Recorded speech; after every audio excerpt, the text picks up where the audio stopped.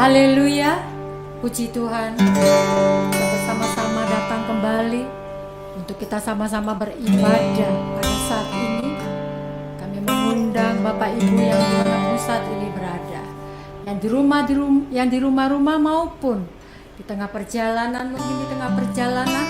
Mari kita sama-sama mau memuji Tuhan, kita mau menyembah Tuhan. Kita buka hati kita agar Tuhan masuk dan menjamah hidup kita lewat Roh Kudus-Nya yang Tuhan sudah berikan kepada kita.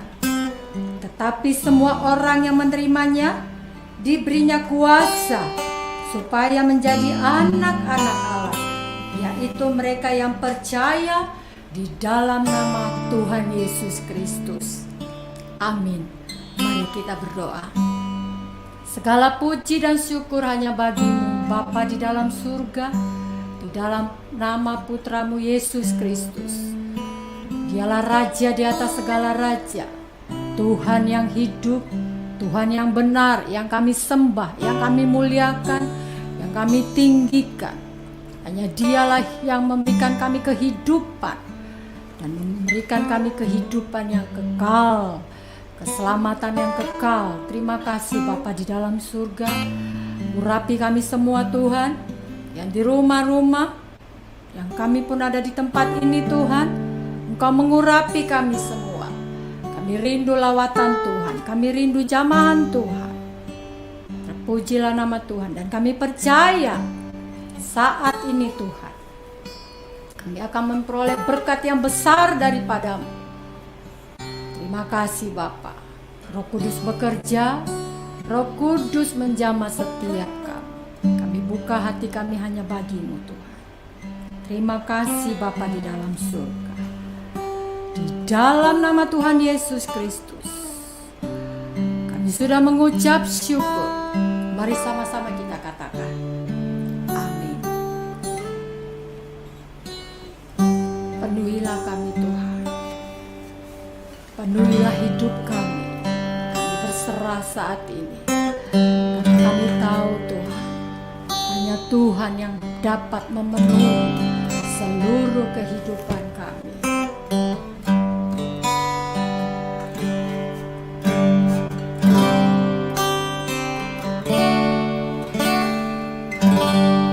Penuhi sekarang Tuhan, penuhilah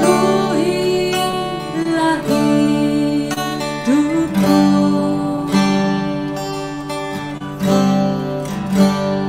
Hatiku bagai tanah gersang, merindukan jamahan Roh Suci.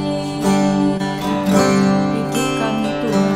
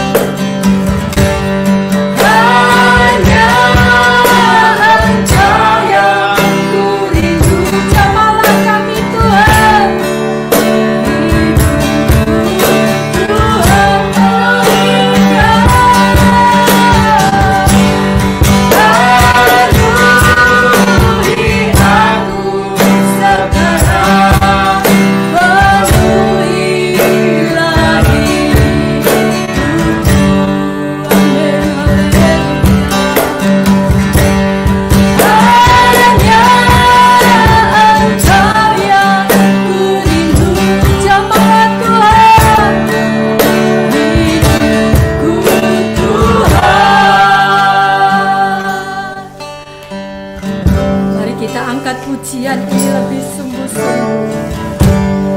Penuhi sekarang Tuhan, penuhilah hidupku,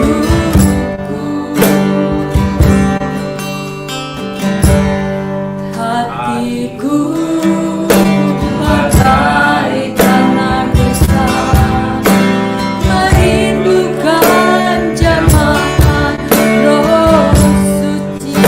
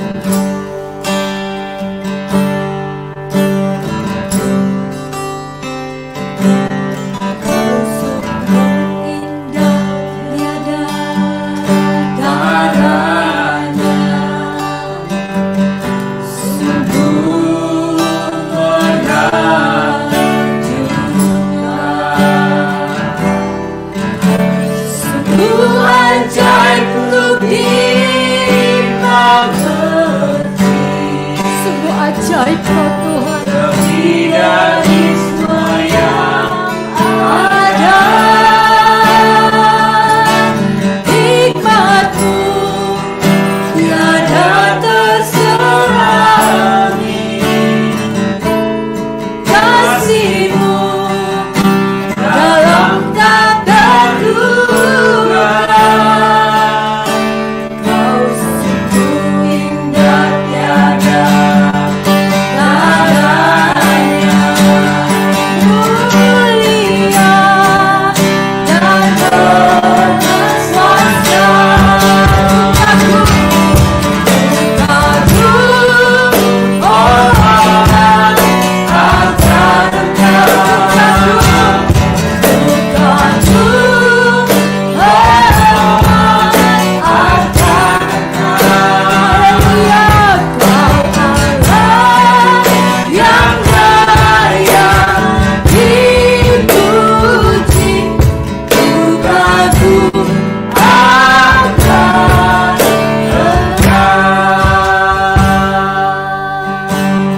Engkau sungguh indah di dalam hidupku. Indah tiada tandanya. Sungguh menakjubkan. Sungguh ajaib untuk kita mengerti. Amin, haleluya. Lebih dari semua yang ada. Hikmat-Mu tiada terselangi. Kasih-Mu Tuhan, kasih-Mu dalam tak terduga. Kau sungguh indah tiada tandanya.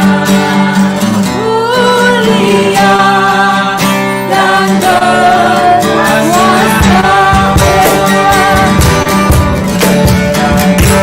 Kagum, haleluya, akan Engkau.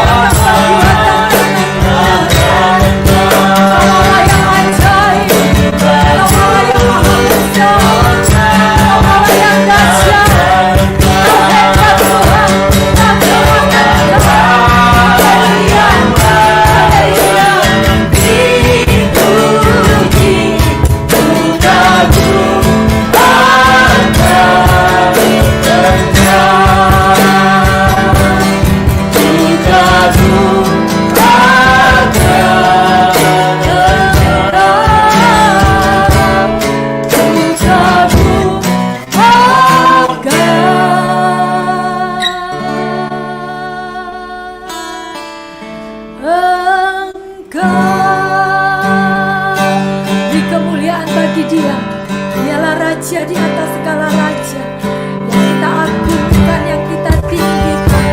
Dialah yang besar, Kau besar Tuhan, Kau terbesar di dalam hidupku. Kau sungguh ajaib Tuhan. Kami dapat merasakan, kami dapat melihat kekuatan tangan-Mu di sepanjang hidup kami, di sepanjang hidupku. Kau begitu hebat Tuhan. Haleluya. Tak terukur kasih-Mu Tuhan. Betapa dalamnya Tuhan kasih Tuhan. Betapa panjang dan lebarnya kasih-Mu Tuhan. Tiada terukur Tuhan. Haleluya.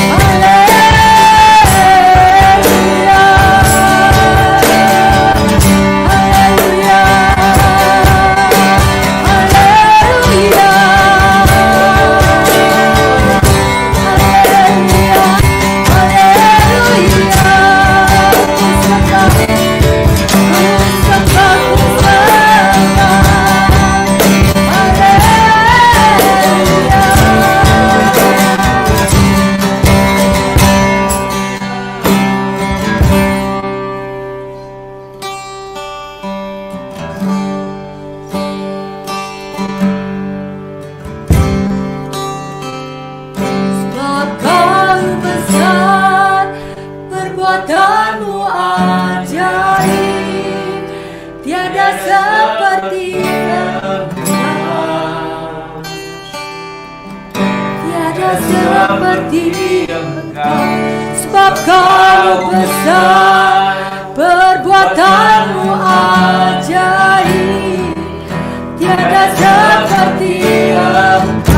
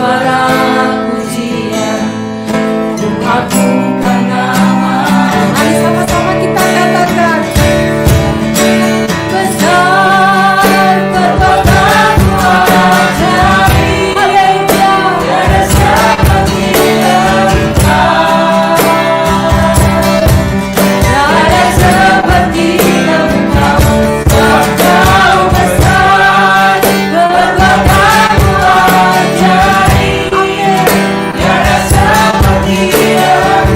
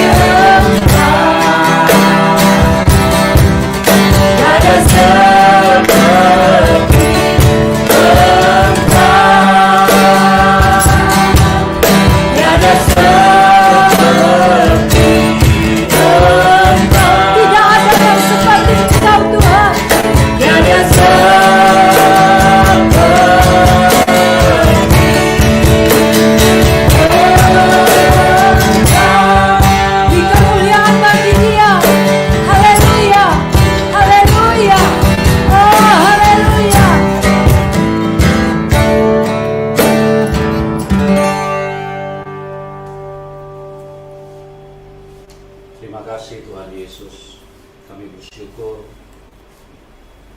pada saat ini kami bisa menghampiri tahta-Mu yang kudus. Kau adalah Tuhan yang baik, Kau Tuhan yang berkuasa, Engkau Tuhan yang begitu mengasihi manusia. Pada saat ini Tuhan, kami percaya Engkau punya sesuatu yang luar biasa yang Kau sediakan buat kami, untuk kami mengerti, untuk kami pahami, dan juga untuk kami miliki di dalam kehidupan ini. Terima kasih Roh Kudus, urapi kami dimanapun umat-Mu berada.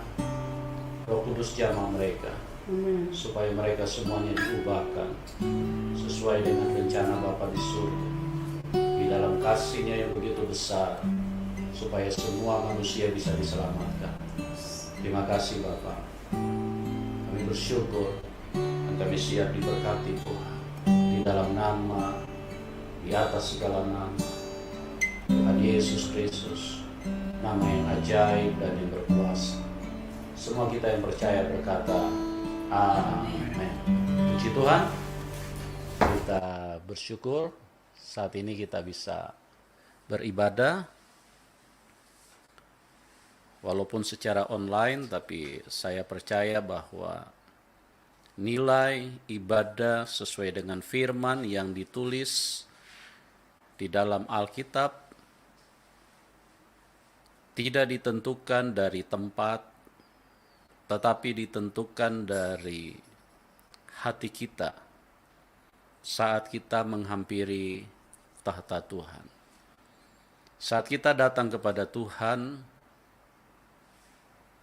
dengan sikap hati itulah, dengan respon kita, itulah yang menentukan kualitas suatu ibadah berkenan kepada Tuhan atau tidak. Di dalam Perjanjian Lama ada beberapa ilustrasi yang Tuhan berikan, di mana bangsa Israel melakukan korban persembahan. Mereka memberikan domba atau hewan yang disembelih, dan apabila api dari langit turun menyambar korban tersebut, maka persembahan itu adalah sebuah persembahan yang berkenan kepada Tuhan.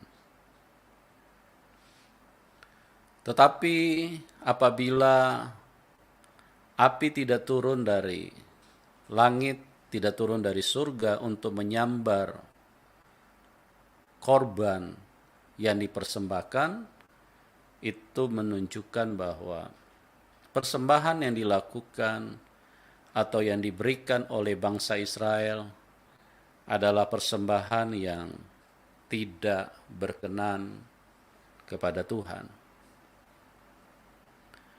Tentu persembahan yang diberikan ada kriterianya,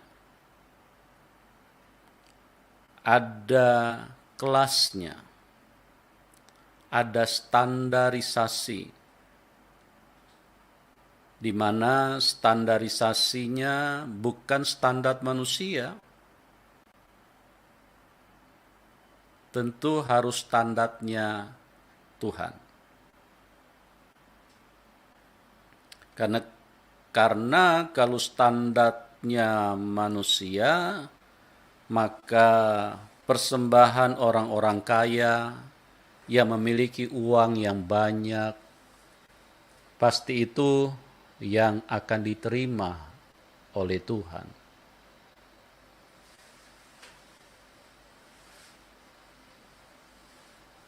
Tetapi di sini kita memperhatikan baik-baik bahwa kita harus memberikan sebuah persembahan yang sesuai dengan apa yang surga mau, apa yang diinginkan oleh Bapa di surga. Seperti yang saya katakan tadi, kalau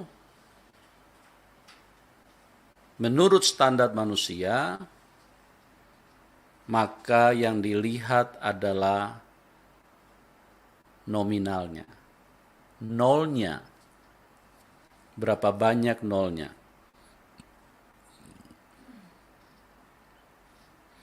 Satu ketika Tuhan dalam rumah ibadat, Tuhan Yesus memperhatikan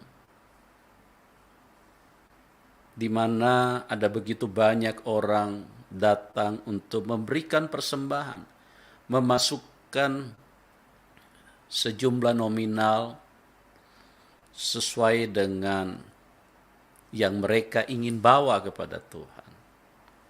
Tetapi di situ ada seorang janda yang memberikan hanya 2 peser. 2 peser, ya. Sementara yang lain memberi segepok.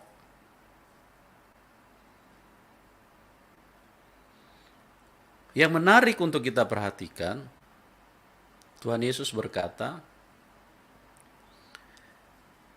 persembahan janda inilah yang menjadi sorotan Bapa di surga. Karena Tuhan Yesus berkata, janda ini memberikan dari seluruh hidupnya.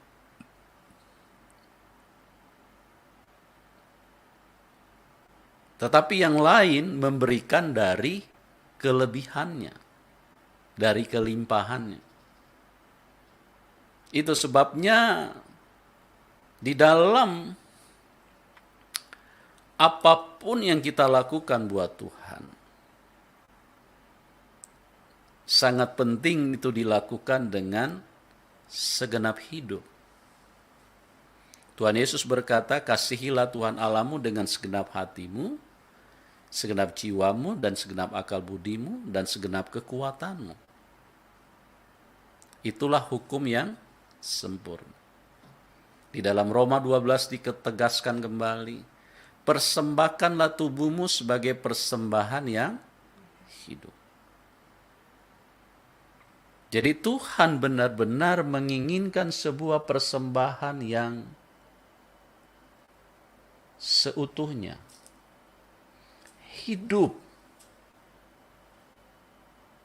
Itu sebabnya saya katakan bahwa kita ibadah online kah, onsite kah, tatap muka kah, itu bukan menentukan untuk ibadah itu akan direspon oleh surga. Tetapi kesungguhanmu di dalam kedatanganmu. Tuhan tidak dibatasi oleh ruang dan waktu.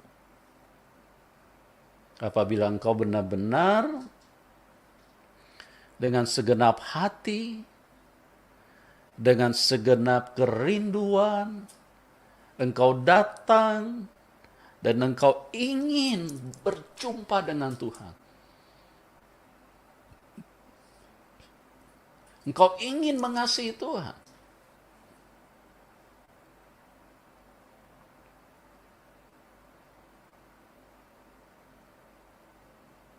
Itulah yang Tuhan cari di dalam hidup ini.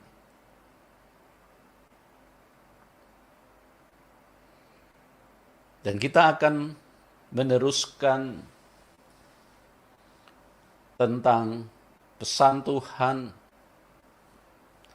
yang amat mendesak, yang Tuhan ingin supaya diketahui oleh umatnya. Diketahui oleh gerejanya. Seperti saya katakan, saya berpikir untuk menunda menyampaikan hal ini. Karena saya tahu pesan seperti ini memang keras dan pasti akan menggoncang sendi-sendi kehidupan kita. Tapi Roh Kudus mendesak kepada saya untuk sampaikan.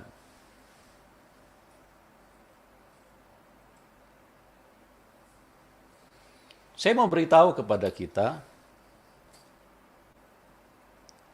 Tuhan mengutus nabi-nabinya.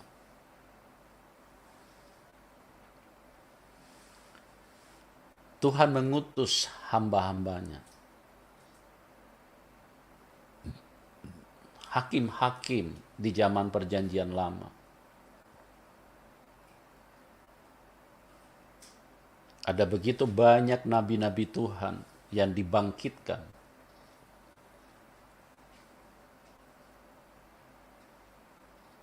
Bahkan raja-raja di Israel dibangkitkan Tuhan. Agar supaya umatnya, bangsa Israel, bisa mengenal rencana daripada Tuhan. Agar umatnya bisa diselamatkan. Agar umatnya bisa tertolong. Berulang-ulang Tuhan bangkitkan nabi-nabinya. Tuhan bangkitkan Abraham. Tuhan bangkitkan Ishak. Tuhan bangkitkan Yakub. Tuhan bangkitkan Yusuf. Tuhan bangkitkan Musa. Tuhan bangkitkan Samuel. Tuhan bangkitkan Simson. Tuhan bangkitkan nabi-nabi yang lain. Raja Daud. Dan berbagai hamba-hamba Tuhan yang sangat qualified.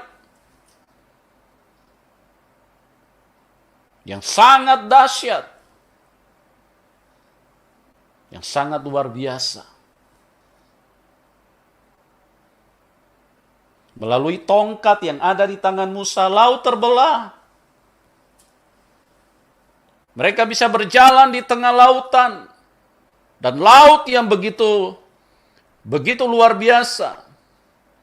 Bisa kering dengan seketika. Karena kuasa yang menyertai hamba-hamba Tuhan. Yang diutus oleh Tuhan kepada umatnya. Supaya mereka mengerti. Supaya mereka memahami.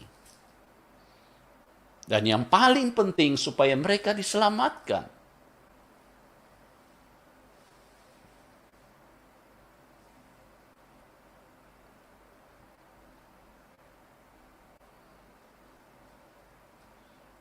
Tetapi yang saya mau beritahu kepada kita, kedatangan hamba-hamba Tuhan, kedatangan nabi-nabi besar, kedatangan orang-orang hebat di mana kuasa Tuhan menyertai mereka, tidak mampu untuk membuat manusia tersadarkan, tidak mampu.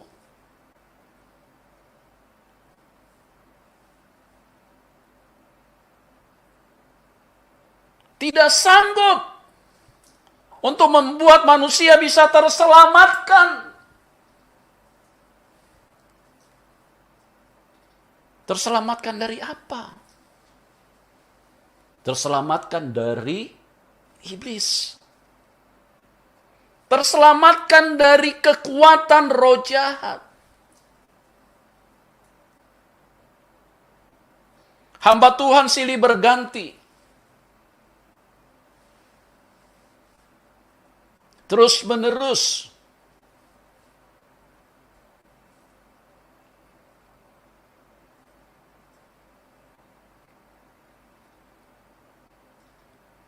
Saya ingin beritahu kepada kita.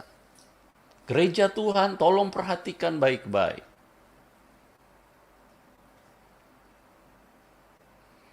Kekuatan yang dimiliki oleh iblis Ini bukan kekuatan yang kecil.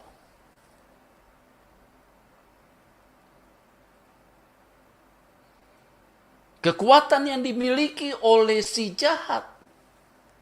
Ini bukan kekuatan yang kecil.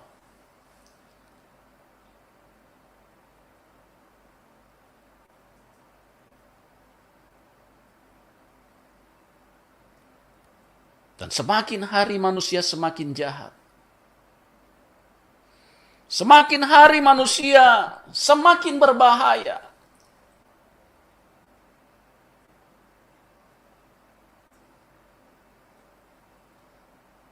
Itu sebabnya. Karena Tuhan tahu. Karena Allah yang maha besar itu melihat betapa beratnya peperangan yang dihadapi oleh umatnya.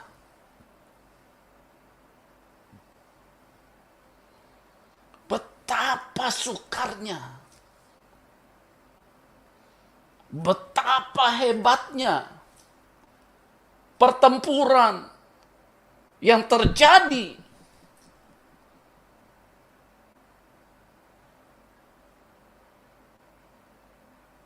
antara manusia, antara umat Tuhan berhadapan dengan kuasa kegelapan atau kuasa iblis.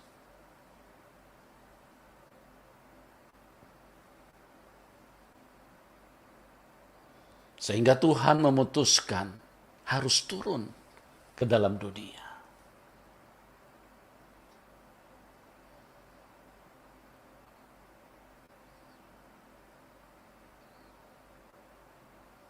Tuhan datang ke dalam dunia.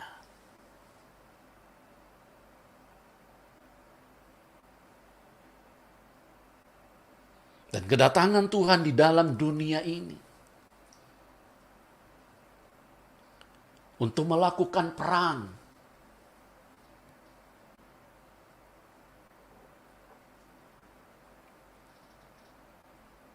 Untuk melakukan pertempuran yang begitu hebat.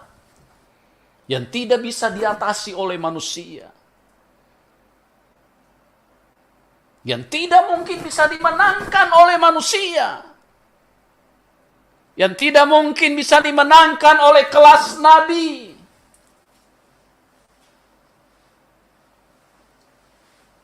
Yang tidak mungkin bisa dimenangkan orang-orang yang hanya sekelas seperti Daud. Tidak mungkin.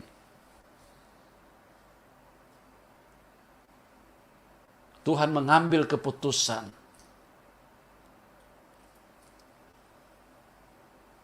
Di dalam kesempurnaan Tuhan.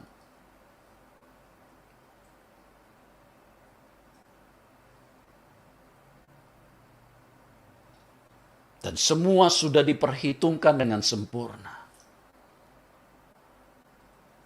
Di dalam kesempurnaannya, Tuhan harus turun tangan. Karena kekuatan musuh terlalu besar. Kekuatan iblis terlalu hebat, saudaraku.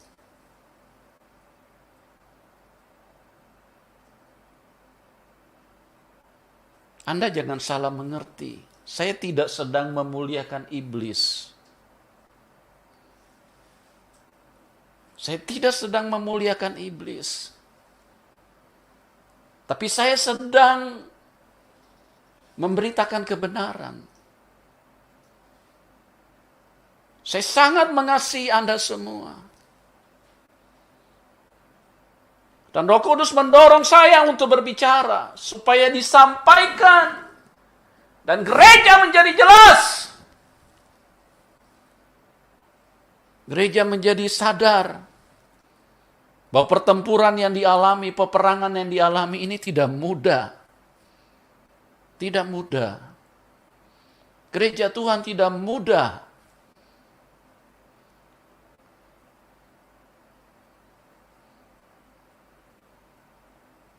Itu sebabnya kalau kita lihat dalam Keluaran 15 ayat yang ketiga. Sedikit kembali kita lihat ayat ini, supaya kita menjadi jelas akan bagaimana upaya Tuhan,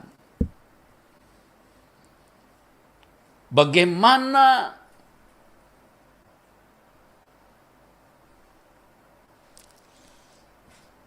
kerepotan Tuhan, bagaimana penderitaan Tuhan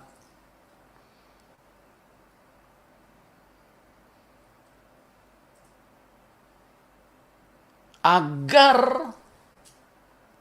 apa yang dirindukan manusia, apa yang diinginkan oleh manusia, yaitu bisa selamat, bisa kembali ke dalam kerajaan surga, itu bisa dimiliki.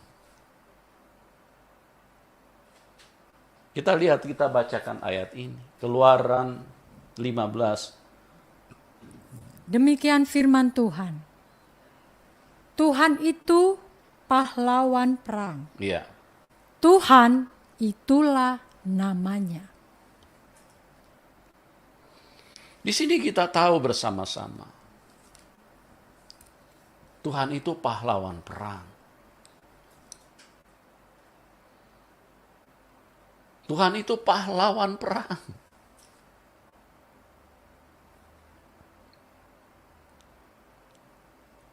Kenapa Tuhan harus turun dan ikut berperang? Ada apa? Kenapa Tuhan yang harus datang dan berperang? Ada apa ini? Karena musuh yang dihadapi itu tidak mudah. Kekuatan roh jahat itu tidak mudah, gereja Tuhan. Tidak mudah berhadapan dengan kekuatan roh jahat.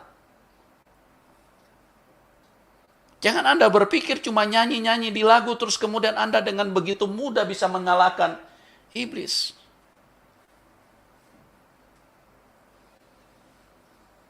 Tidak mudah.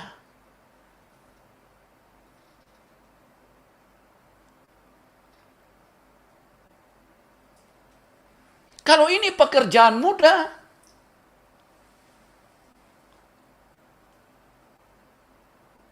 Tuhan tidak perlu turun ke dalam dunia. Tuhan cukup mengutus nabinya. Cukup itu.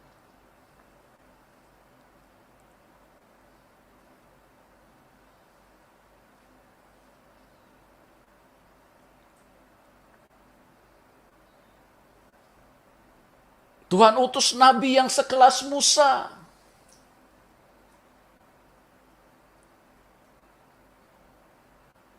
Sudah cukup. Tuhan utus hamba Tuhan yang sekelas Daud, Raja Daud. Itu sudah cukup. Tapi kenyataannya, gereja Tuhan, tolong renungkan baik-baik. Itu tidak cukup. Itu tidak cukup. Tuhan sendiri yang harus ambil alih peperangan itu. Tuhan sendiri yang harus berhadapan langsung dengan si jahat.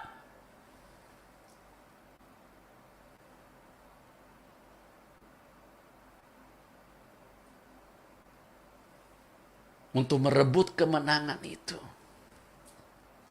Untuk mengalahkan kuasa kegelapan itu. Untuk mematikan kuasa setan itu. Untuk menghancurkan kuasa setan itu. Dan yang saya mau beritahu kepada kita,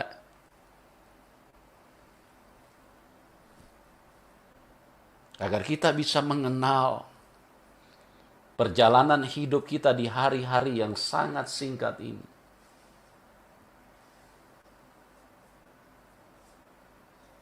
Agar kita benar-benar mawas diri. Memperhatikan dengan sungguh-sungguh perjalanan setiap langkah yang engkau lalui.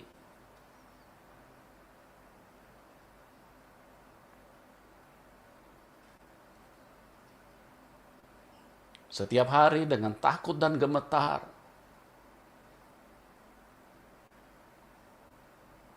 dengan tetesan air mata, datang kepada Tuhan.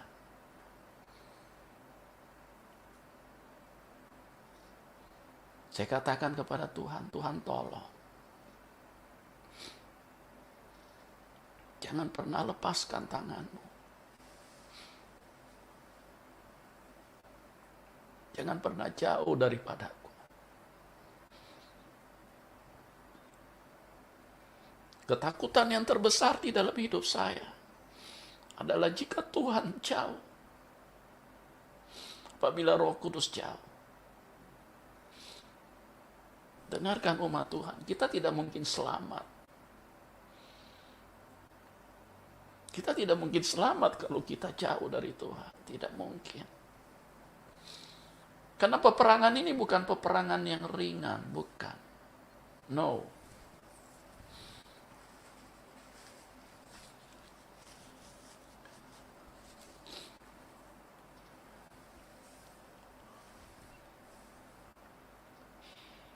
Saya katakan kepada Tuhan, Tuhan Engkau mau ambil apa? Ambil Tuhan.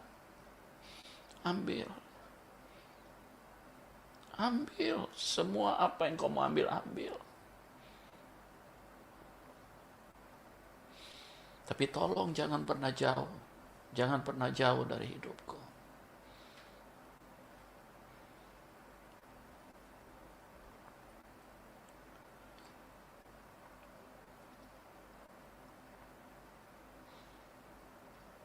Tidak mudah.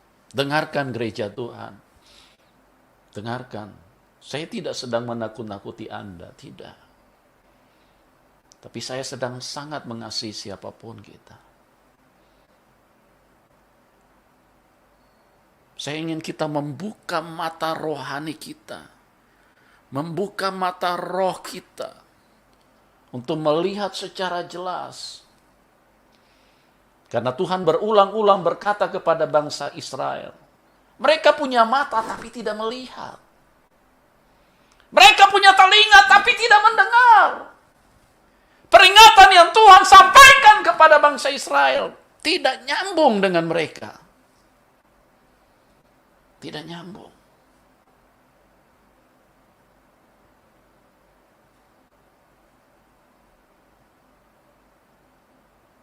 Mereka seringkali terlibat adu mulut dengan Tuhan. Mereka seringkali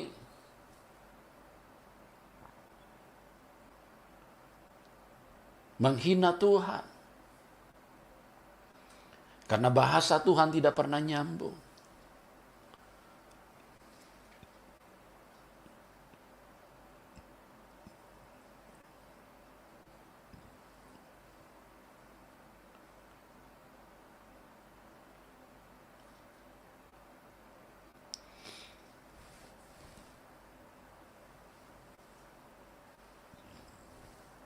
Kita tahu bersama-sama bahwa waktu semakin singkat, waktu semakin darurat.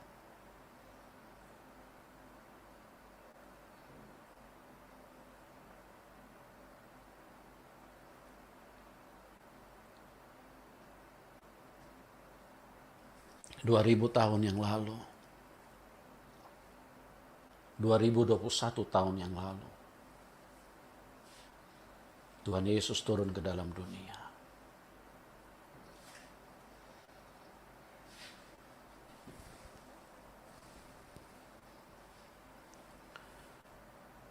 Itulah awal daripada Tuhan mengambil keputusan atas dirinya sendiri untuk berhadapan langsung dengan kekuatan musuh, dengan kekuatan si jahat itu.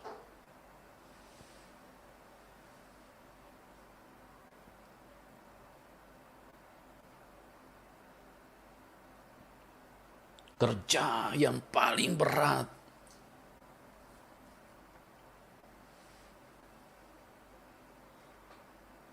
yang paling hina dilakukan oleh Tuhan. Tuhan turun ke dalam dunia.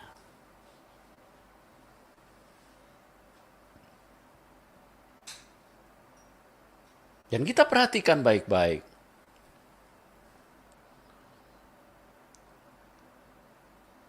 Kedatangan Tuhan di dalam dunia ini. Itu adalah sebuah realita yang sangat sempurna. Tentang bagaimana iblis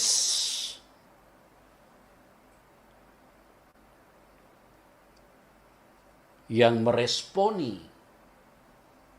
terhadap peperangan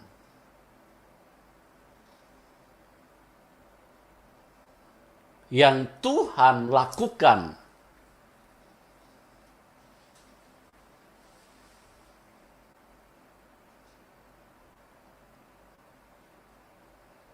iblis melakukan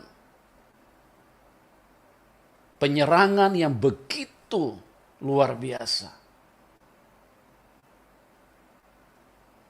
Kalau Anda ingin mengenal peperangan yang sesungguhnya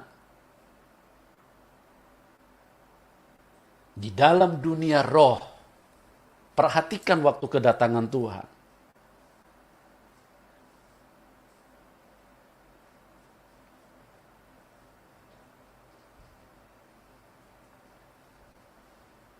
Iblis marah sekali. Iblis mengeluarkan peluru-peluru senjata yang begitu hebat.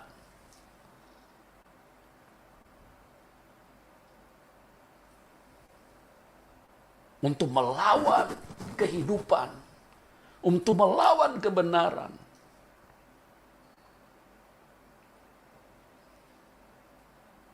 Untuk melawan Tuhan yang menjadi panglima perang kita. Yang menjadi pahlawan perang. Iblis mengambil keputusan. Melakukan penyerangan secara luar biasa.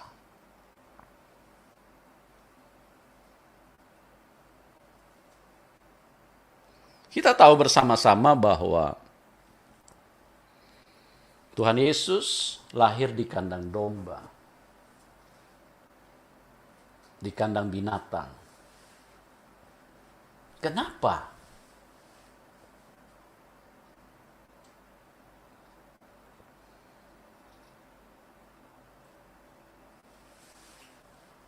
Dan kita perhatikan Maria dan Yusuf. Maria melahirkan itu di Bethlehem. Bethlehem itu adalah kota Daud. Waktu sensus diadakan, waktu sensus dijalankan pada waktu itu. Karena pemerintahan Herodes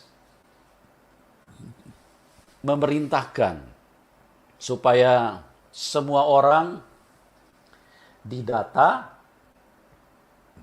sesuai dengan asalnya.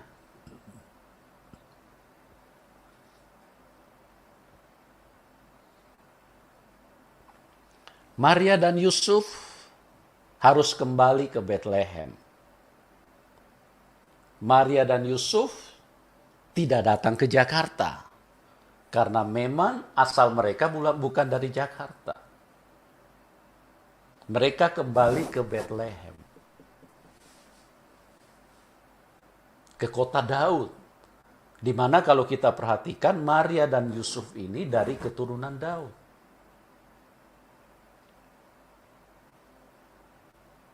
Waktu mereka sampai di kota Bethlehem, seharusnya sukacita besar. Disambut oleh keluarga. Apalagi Maria pada waktu itu sedang hamil. Hamil besar, hamil tua. Yang akan segera melahirkan. Tetapi menarik kita perhatikan di sini. Waktu Maria dan Yusuf sampai ke Betlehem, tidak ada satu orang pun yang membuka pintu rumahnya untuk Maria bisa masuk ke rumah mereka.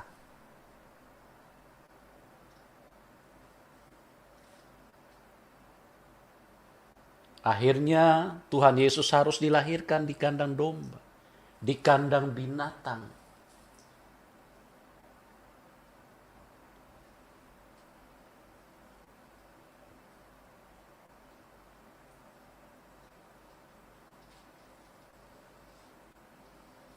Sebetulnya bukan Maria dan Yusuf yang ditolak, tapi sang kehidupan yang ada di dalam rahim Maria, yang ada di dalam perutnya Maria. Itulah yang ditolak oleh manusia pada waktu itu.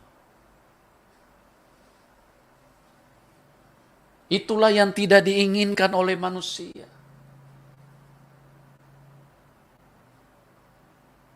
Nah, dari sini kita bisa melihat baik-baik betapa besarnya kekuatan yang dimiliki oleh iblis.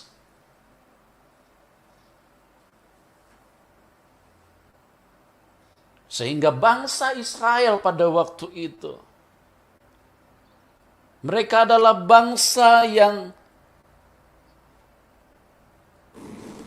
selalu menikmati mujizat Tuhan. Mereka adalah bangsa yang selalu menyaksikan mujizat Tuhan. Mereka adalah bangsa yang dipilih oleh Tuhan. Mereka adalah bangsa yang dikhususkan oleh Tuhan.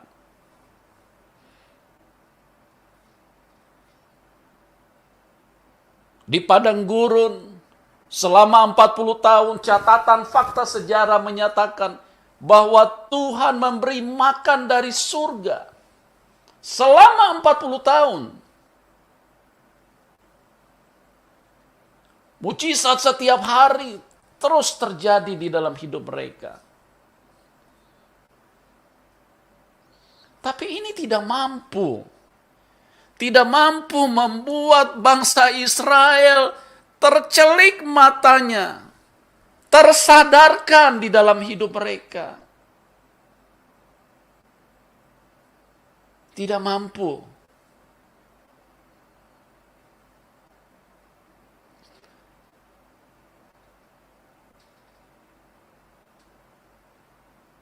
Ada apa? Kenapa? Bagaimana mungkin ini bisa terjadi?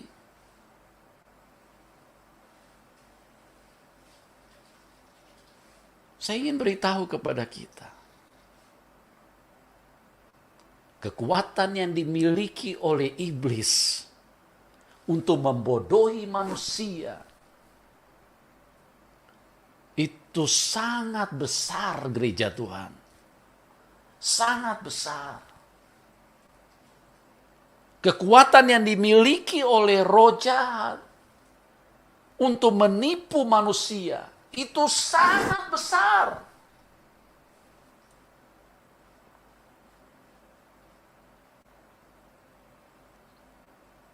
Tuhan datang dengan kasih-Nya yang begitu besar kepada manusia. Tuhan datang dengan segala kekuatan dan kerinduannya untuk hadir supaya bisa menolong manusia. Tuhan datang supaya bisa melakukan perang kepada kuasa kegelapan itu.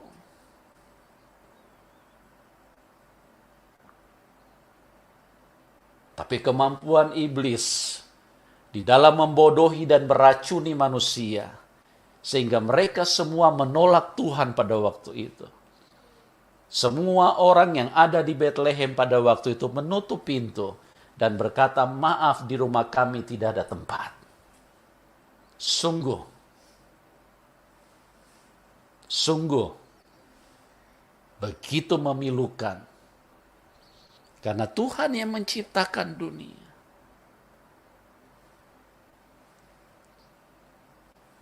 Tapi dia ditolak oleh dunia. dia tidak diinginkan. Saya tidak akan bicara itu terlalu panjang. Tapi yang saya mau mengajak kepada kita untuk memberikan perhatian yang sungguh-sungguh. Kemampuan iblis untuk membuat manusia tidak bisa melihat Tuhan. Kemampuan iblis untuk membuat manusia tidak bisa mengenal siapa yang sedang datang di dalam hidup ini. Tidak diragukan sama sekali. Karena seluruh bangsa Israel, seluruh orang-orang yang melihat mujizat kuasa Tuhan, mereka buta semua pada waktu itu. Mereka tidak mengenal siapa yang ada di dalam rahim Maria. Mereka tidak mengerti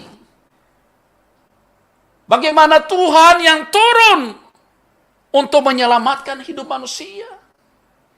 Oh, ini peperangan yang sangat besar, saudaraku. Dan saya mau beritahu, kemampuan iblis untuk mengikat manusia, untuk membuat manusia mati di dalam kebodohannya.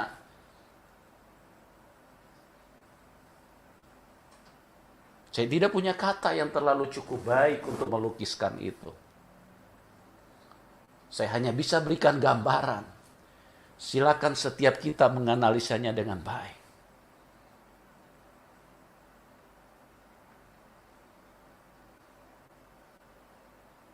Iblis berhasil menguasai manusia.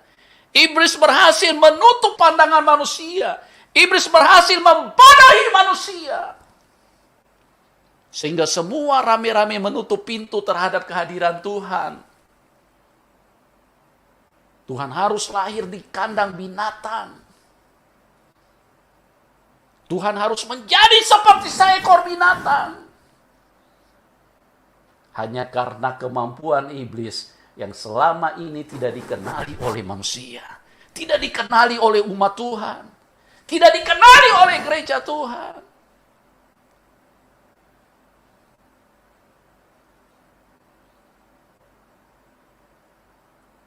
Bangsa Israel ini bangsa yang dikhususkan oleh Tuhan. Bangsa yang sangat-sangat diberkati oleh Tuhan.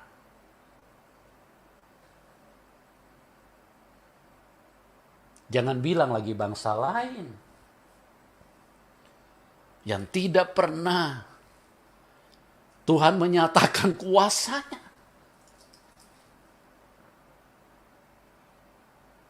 Yang tidak pernah melihat laut terbelah.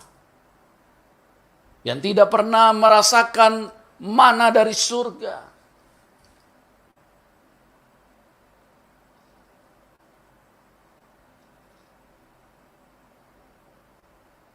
Dengarkan umat Tuhan.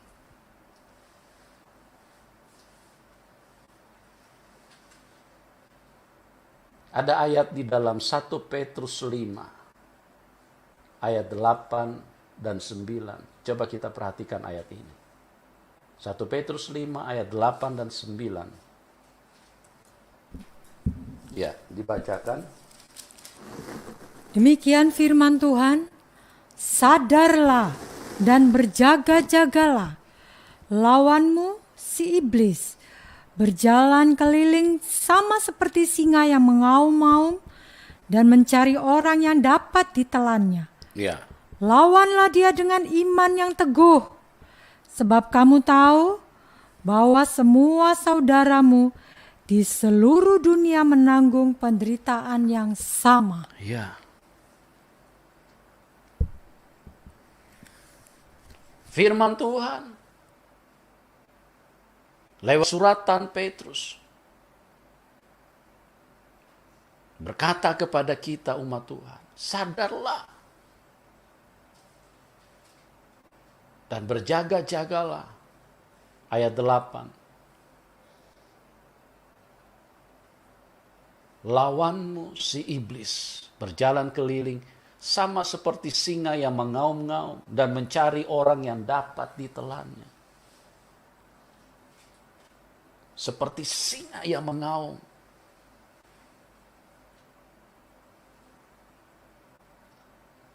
Seperti singa. Belum pernah terdengar di dunia manapun kalau manusia bertarung melawan singa, terus kemudian dia bisa menang. Sadarlah dan berjaga-jagalah, lawanmu si iblis berjalan keliling sama seperti singa. Betapa ganasnya musuh ini. Betapa mengerikannya musuh ini.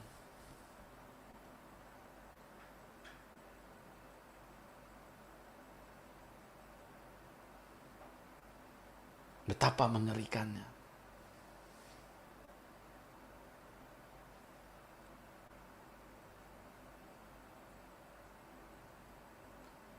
Kita lihat di dalam 2 Korintus 4.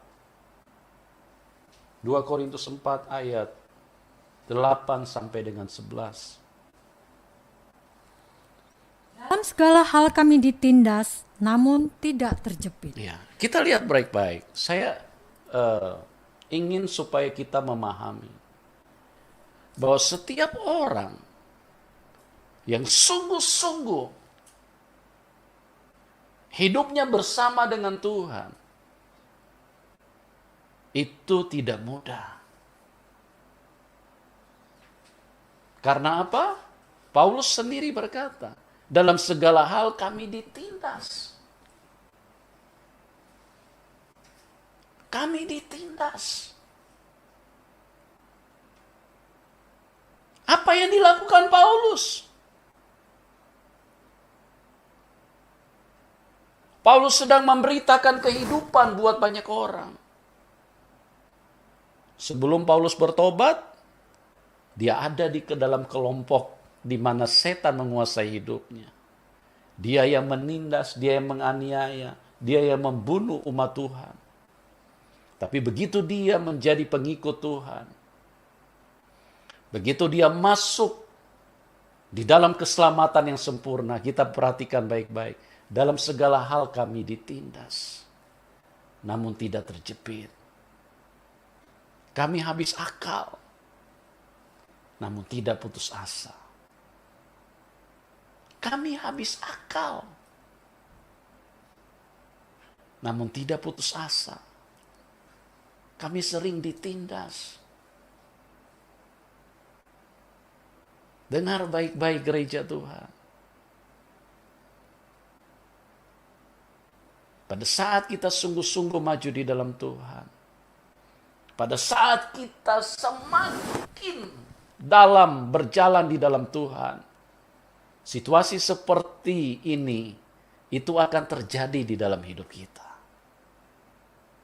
Jadi jangan kaget. Jangan kaget.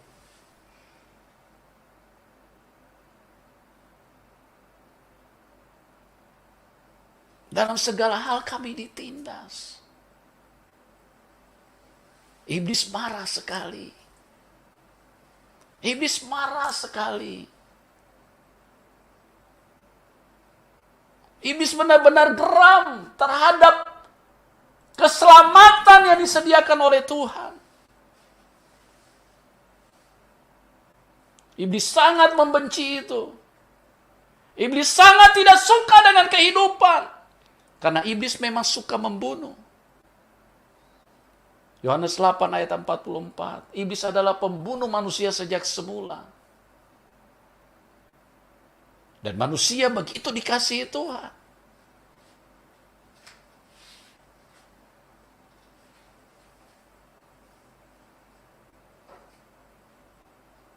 Kalau Anda tidak sungguh-sungguh di dalam Tuhan,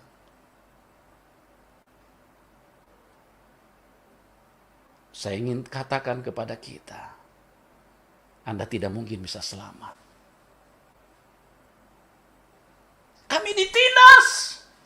Kami habis akal. Seringkali diperhadapkan tidak ada jalan. Karena habis akal. Akal sudah tidak bisa berfungsi di situ. Maju kena, mundur kena, ke kiri kena, ke kanan kena. Nah, coba kita lihat ayat selanjutnya, ayat 9. Kami dianiaya. Namun tidak ditinggalkan sendirian. Namun tidak ditinggalkan sendirian. Kami dihempaskan namun tidak binasa. Iya. Ayat 10. Kami senantiasa membawa kematian Tuhan Yesus di dalam tubuh kami, Kami senantiasa membawa kematian Tuhan Yesus di dalam tubuh kami. supaya kehidupan Tuhan Yesus juga menjadi nyata di dalam tubuh kami. Halo gereja Tuhan, dengar baik-baik. Ini peperangan yang tidak mudah. Ini peperangan yang tidak mudah. Kami senantiasa membawa kematian Tuhan Yesus. Betapa beratnya perjalanan iman. Betapa sukarnya. Karena musuh yang kita hadapi ini adalah musuh yang sangat keji.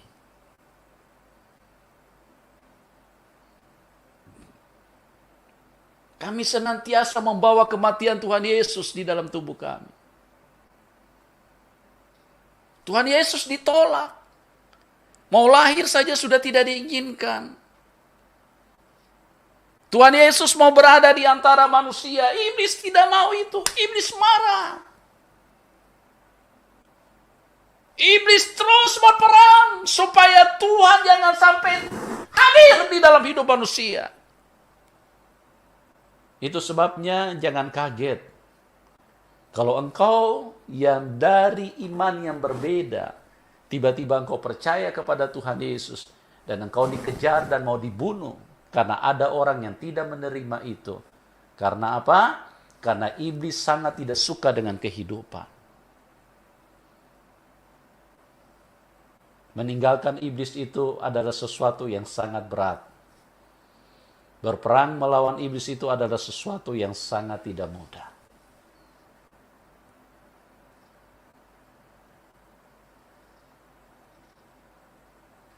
Tidak ada tempat. Maria dan Yusuf tidak ada tempat. Di dalam keletihan, di dalam kelelahan, di dalam situasi yang begitu mencekam, di mana Maria sudah tiba saatnya untuk melahirkan, di mana sudah tiba saatnya Tuhan akan hadir di tengah-tengah dunia ini. Tuhan memulai satu perjalanan yang sangat-sangat begitu luar biasa untuk bisa membebaskan kita. Dan disitulah serangan kuasa kegelapan begitu luar biasa.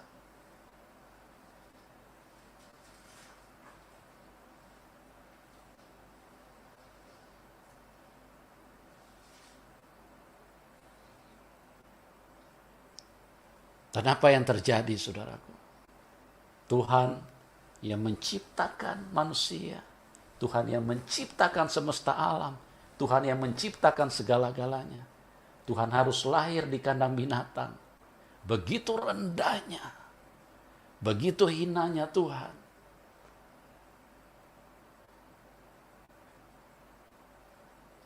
Karena berperang melawan kuasa kegelapan ini tidak mudah. Kalau engkau tidak siap menderita,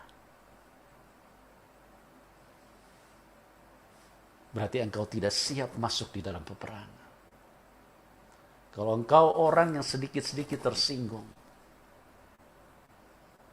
jangan pernah berkata engkau murid Tuhan, apalagi hamba Tuhan.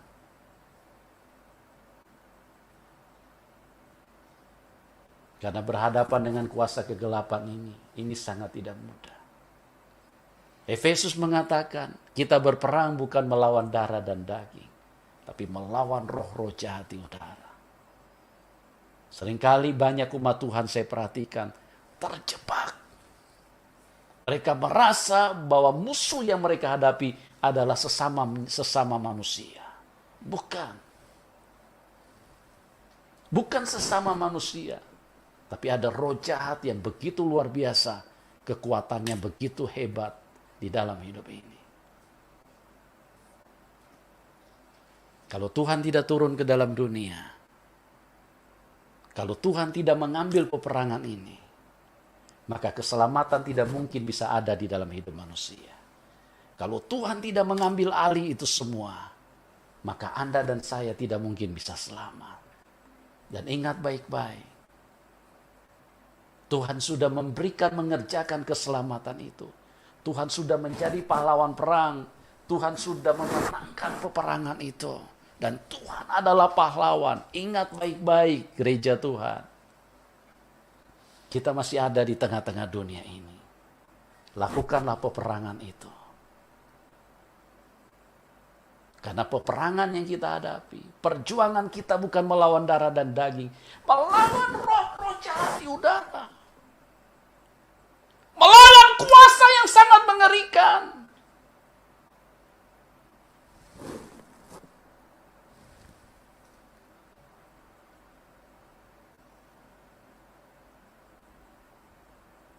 Saudara ingat di Taman Getsemani, Tuhan Yesus dengan berdoa dengan tetesan air mata, dengan erangan yang begitu kuat, peluhnya menjadi seperti titik-titik darah. Berat sekali, saudaraku, tidak mudah. Tuhan berdoa dengan sungguh-sungguh. Dia kudus.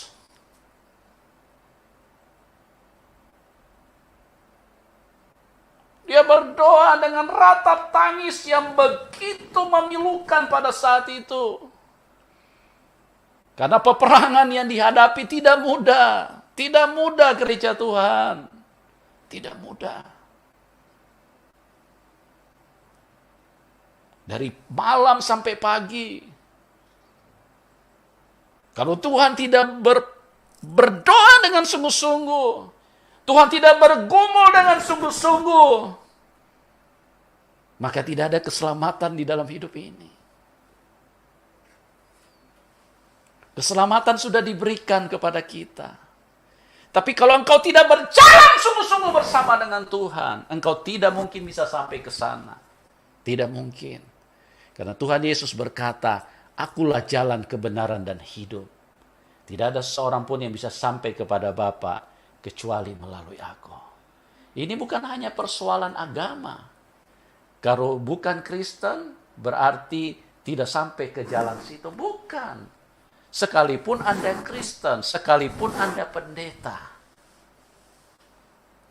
sekalipun Anda sekelas rasul, tolong dengarkan baik-baik.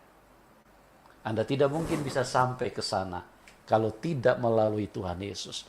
Setiap tapak, setiap langkah yang dilewati Tuhan, ikuti jalan itu. Itulah jalan yang bisa membuat engkau menjadi pemenang. Tuhan Yesus mengasihi kita semua. Tuhan Yesus adalah pahlawan perang. Dalam Timotius dikatakan, seorang prajurit yang baik, pada saat dia ada di medan pertempuran, dia tidak memusingkan dirinya dengan urusan yang tidak penting. Seorang prajurit yang baik, dia memusatkan dirinya untuk menyelesaikan peperangan itu dan memenangkan peperangan itu. Mari kita datang kepada Tuhan.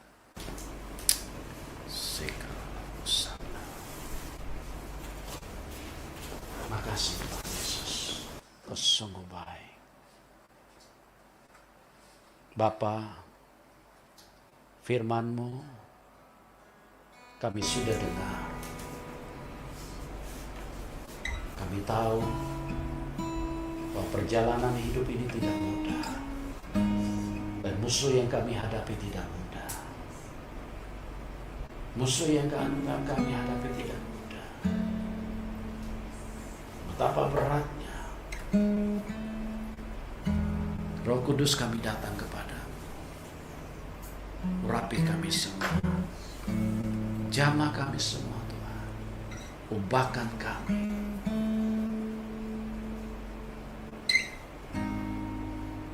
Terima kasih Tuhan Yesus.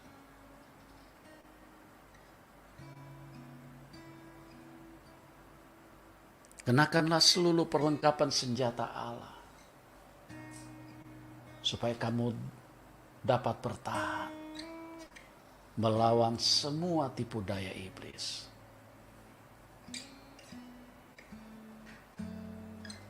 Kenakan seluruh perlengkapan senjata Allah.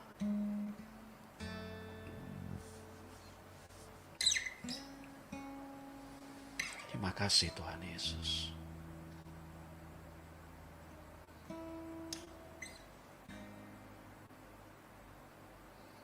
Mari kita katakan, penuhi sekarang Tuhan.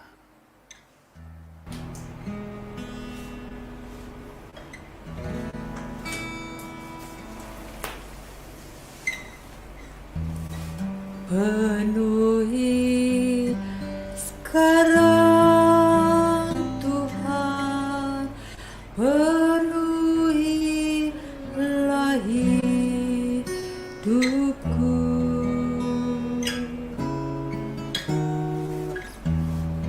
Hatiku bagai tanah gersang, merindukan jamahan Roh Suci. Amin. Hidupku bagai bejana, ku bawa ke sungai-Mu Tuhan. Inginku teguh kesejukan air hidup-Mu Tuhan.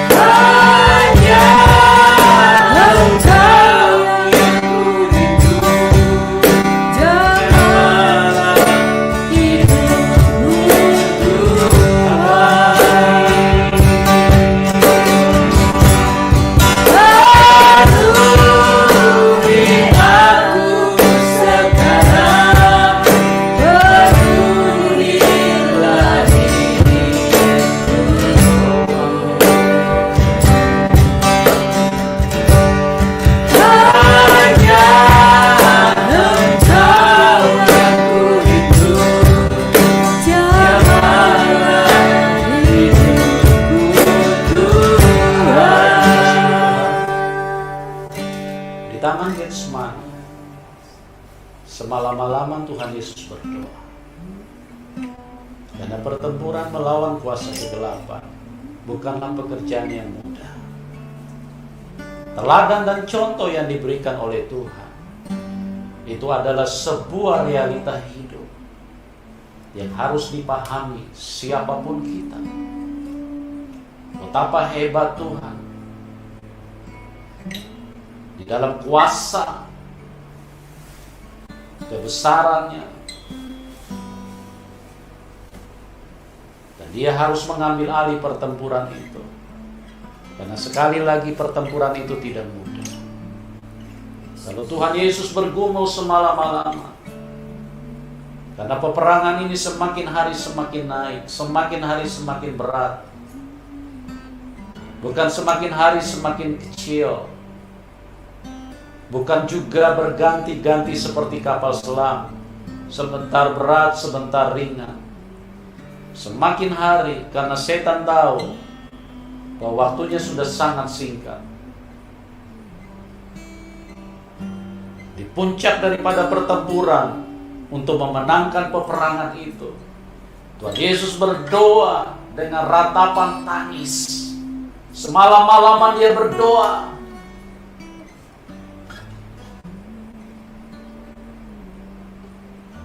Kalau engkau murid Tuhan, belajarlah dari guru. Kalau engkau hamba Tuhan, jadilah seperti Tuhan Yesus. Hamba Tuhan yang benar, yang benar-benar bertarung. Hamba Tuhan yang benar-benar, hamba Tuhan yang benar berperang. Hamba Tuhan yang benar. Sering Tuhan semalam-malaman berdoa.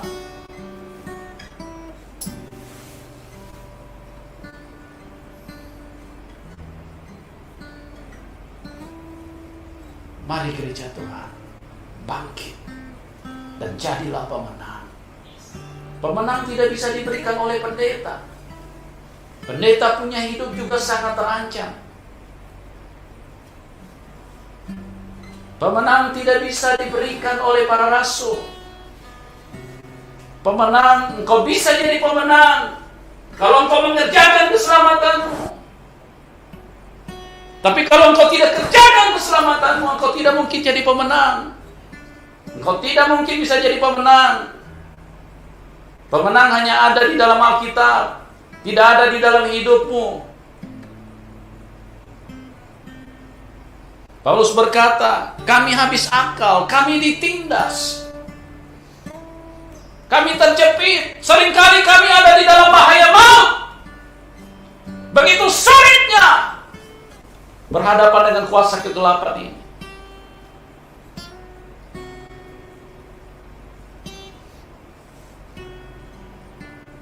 Bangkit gereja Tuhan.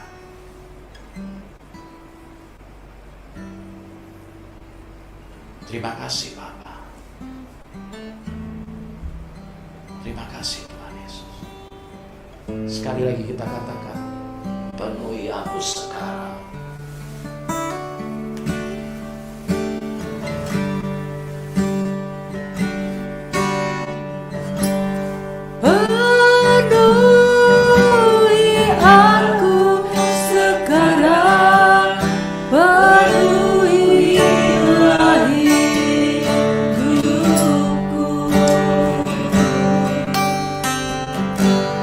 Hanya Engkau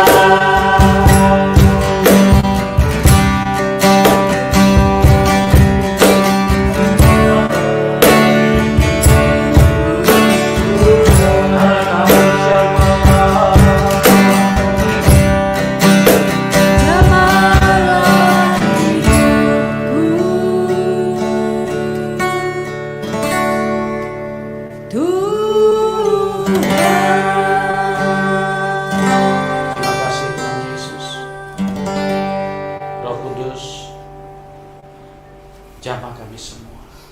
Supaya kami memahami firman.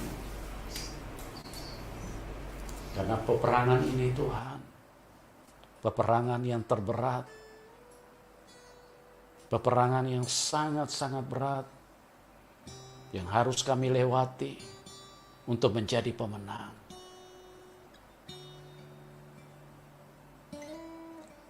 Engkau sudah memberi contoh kepada kami Tuhan. Engkau bergumul semalam-malaman.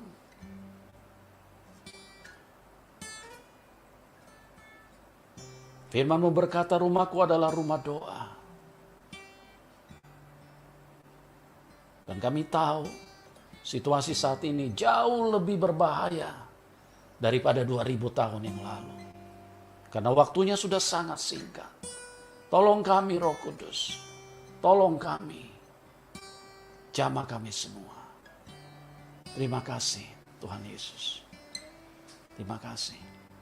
Mari angkat tanganmu Tuhan. Bapa, dimanapun umat-Mu berada, aku serahkan mereka dalam tangan-Mu. Engkau yang mengasihi kami, Engkau yang mengasihi umat-Mu. Tuhan, Engkau tahu kekuatan dan kemampuan kami. Hanya oleh karena urapan kuasa Roh Kudus, kami bisa berjalan dan kami bisa mengikut Tuhan. Terima kasih. Jamah dengan kuasa-Mu. Jamah dengan kuasa-Mu Tuhan. Terima kasih Tuhan. Berkat Abraham, Ishak dan Yakub.